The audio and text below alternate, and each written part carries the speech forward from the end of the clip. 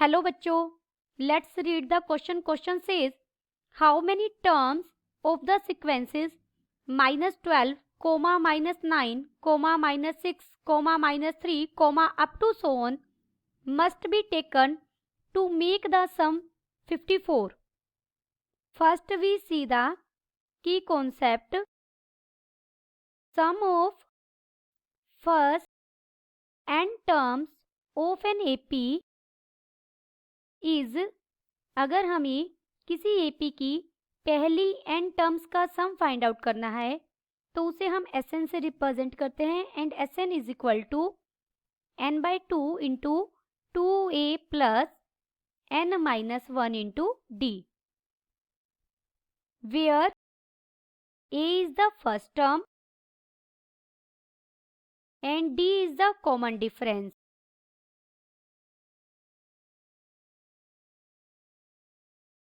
Given sequence is, हमें जो sequence दी गई है वो क्या है? -12, -9, -6, -3, up to so on.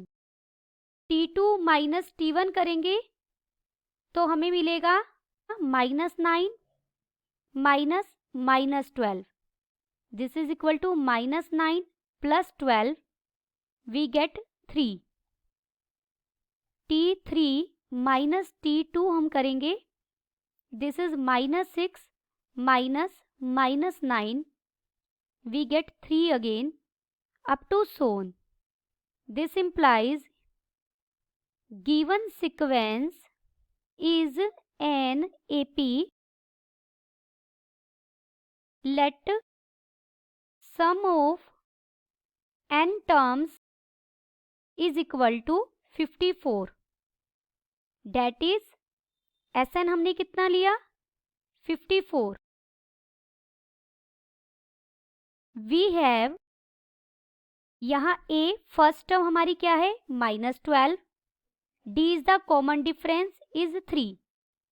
Therefore Sn क्या हो जाएगा? n/2 इंटू 2 इंटू a क्या है? -12 प्लस n-1 इंटू d क्या है? 3. This is equal to 54.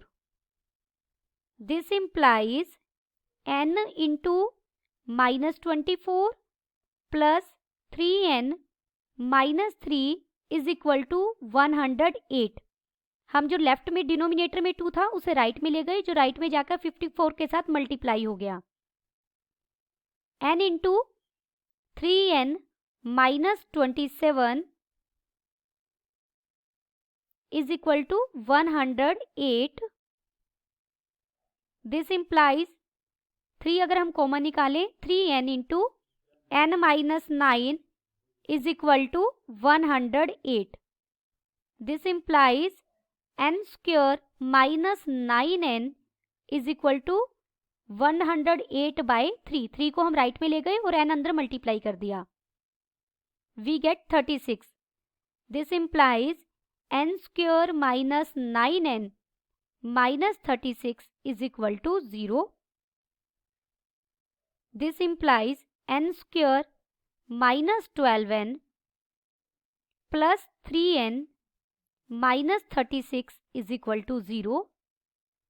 n minus 12 into n plus 3 is equal to 0. This implies n is equal to 12, -3. But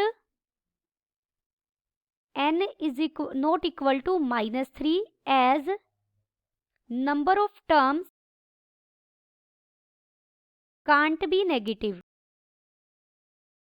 Therefore, n कितना मिला हमें? 12. Then the final answer is n is equal to 12. Hope you understood it well. Best of luck.